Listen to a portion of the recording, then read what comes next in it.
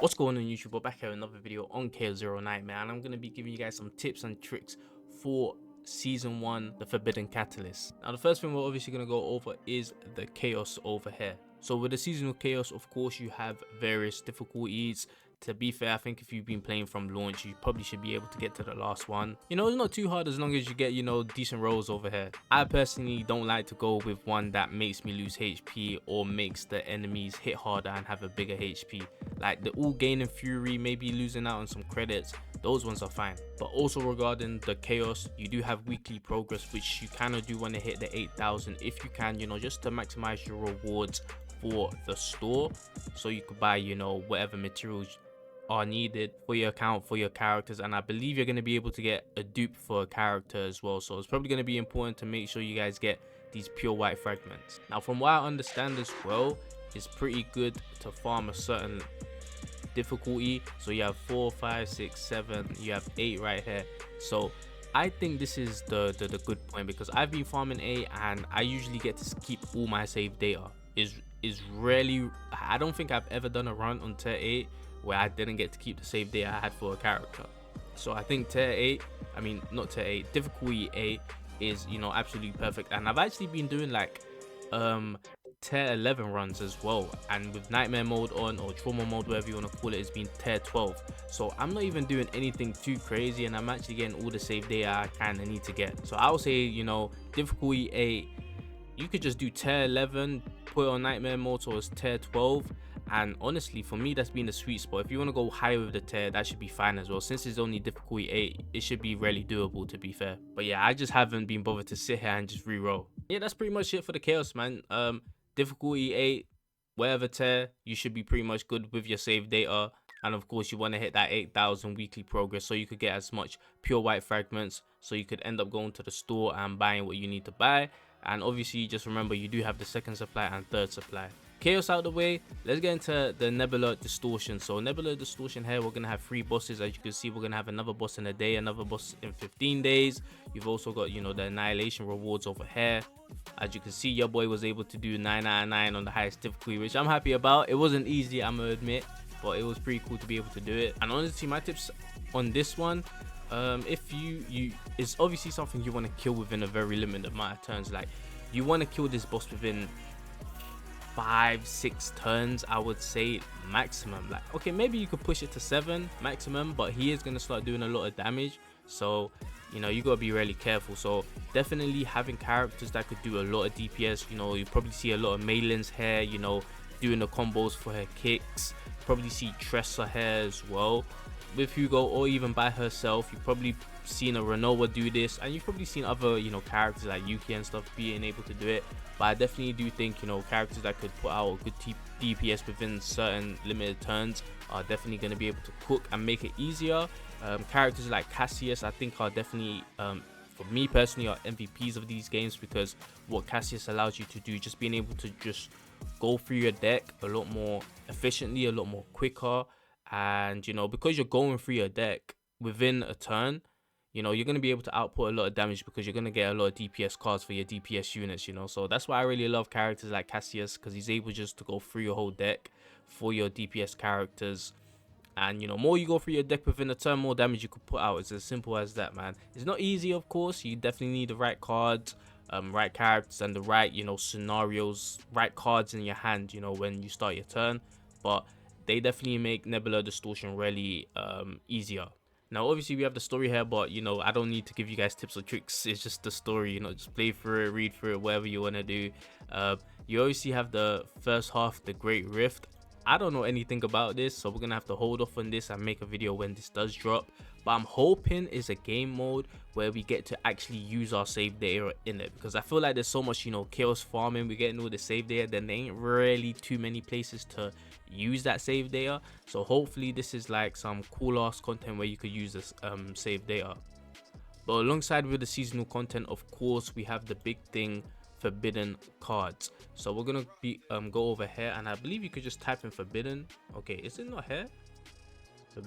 Okay, yeah, so now the forbidden cards here popped up. So these are the forbidden cards. Obviously, there's other cards that were added to the season as well, like the aggressive mutant, just in case you guys wondering, man, there are other cards, but these are, like I'll say, are the bigger cards, more popular cards. So some of these cards, except for these two here, are only gettable within the dimensional tunnel. So if you guys should know what the dimensional tunnel is by now, but is a tunnel you could go through and you have a chance of getting these forbidden cards. And usually you will see these, well, not see them, but you will get the forbidden tunnels when there are 2 question marks aligned. So you go to 1 question mark and there's another line and it goes right to another question mark. Usually that second question mark will be where the dimensional tunnel is. Now there has been one case where I did go to 2 question marks in a row and it wasn't a dimensional tunnel, but that only ever happened once in my run. So it is, I feel like it's like 99%, not even that, probably like really close to like 100%, probably like a 0.1% not to get a dimensional tunnel or something. But yeah, that's how you get the dimensional tunnel. So if you kind of want to farm it, you just have to make sure you look for the 2 question marks in a row. There has been cases where I've got a dimensional tunnel where it hasn't been 2 question marks in a row as well, so it does appear that it could be a bit random. But just so you know, if you do see 2 question marks in a row, more time is going to be an actual dimensional tunnel. And as I said, from there you could get these forbidden cards. I already like Forbidden Guidance of Futility. I like the Eternal Hunger one as well, and I've heard good things about Ecstasy of Violence and Portrait of Fury. Now the other ones, not too much. Forbidden Algorithm's pretty cool. If you've got the lead thing on a gear piece of your character, I guess you're gonna be able to pop this off. And the cool thing about the forbidden card, depending on what type of forbidden card you get, of course, it actually stays within your deck. So yeah, it's actually pretty cool because it's like having an extra forbidden card. And obviously the confiscation here is pretty cool. Draw 1 from draw pile or discard pile, move 1 random forbidden card into hand as well. So I believe with move, it does mean it has to be in your draw pile. I don't know if this works if it's in your discard pile, I'm not sure. But yeah, I've heard this one's actually really good. So yeah, as I said, I went through 2 of my favorites here. The Guidance of Futility and Eternal Hunger, I think, are really great cards. So if I had to give what I think which ones you should get, I think is definitely Eternal Hunger and Guidance of Futility. They are 4 support characters, I would say, though. Unless you have Eternal Hunger on a certain character and you're running them with a character that could basically shuffle your whole deck like a Cassius, or discard it like a Nia, then you could probably put your Eternal Hunger on a DPS character or whatnot, right? And obviously Guidance of Futility, having this on someone like a Cassius and Nia is going to be so crazy because they're going to be healing for 40% every time you draw, what I'm saying, by an ability. So they might be able to cover that Mika spot because of this card. So that's kind of one thing I'm grinding for. I'm trying to get this type of card on my Ray, I'm trying to get it on my Cassius, and I might just build up my Nia and try to get this on my Nia as well. But yeah, these forbidden cards are pretty cool, and from what I understand, they are not limited just to the season as well. They're actually going to be reintegrated into the normal chaos mode, so there is that. I don't know how I feel about that. I feel like it would have been kind of cool if you could only get it if you play it in the season. It would kind of add a bit more of a thing to it. But then again, I guess if certain people missed out on certain cards, it might be a bit unfortunate for them. But I just feel like at the same time, if someone plays this game in a year or 2, there's gonna be so many cards that it could probably even feel overwhelming to someone. So the seasonal cards just being seasonal probably wouldn't have been a bad thing. But yeah, these are the forbidden cards that we just went over, and pretty much that's all I'm really gonna give for the tips and tricks for season 1 Forbidden Catalyst. You want to get your 8,000 weekly progress on the chaos. You pretty much should be able to do all the difficulties. It ain't really too hard, to be fair. You probably could choose it with the roles as well, and I would say difficulty 8 tier 12 is honestly the sweet spot for save data.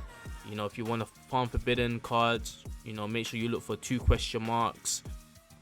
Also, Nebula Distortion, as I said, is something you do want to be able to do in certain limited turns, just so you could output the DPS you need to within that certain limited time.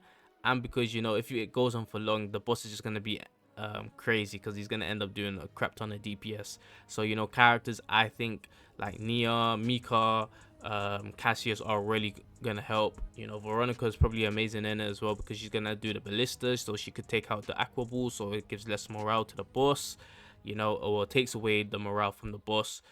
Also with her draw potential is actually pretty nice, you know. And obviously with characters that could just output a lot of damage, like a Renoa, like a Tressa, like a Mei Lin. Apologize if I'm missing anyone. Those are just the 3 ones I have, so yeah. But they're really great for, you know, just outputting a whole lot of damage. Then obviously when the Great Rift drops, we'll make a video on that as well. Now I don't know if I should look a bit into this in terms of, it says first half the Great Rift, so I don't know if we're probably gonna get a second half or something. Maybe I'm looking too much into it, you know, but I just do want to say it does say first half, okay? But yeah, that's gonna be it for the season 1 Forbidden Catalyst tips and tricks. So hope they helped you guys out. Pretty basic, but you know, just for anyone that's probably new to game or probably just didn't know some of the things I was talking about, now you know. Hope to help you guys out. Like, subscribe, run up. I'll catch y'all in the next one. I'm out.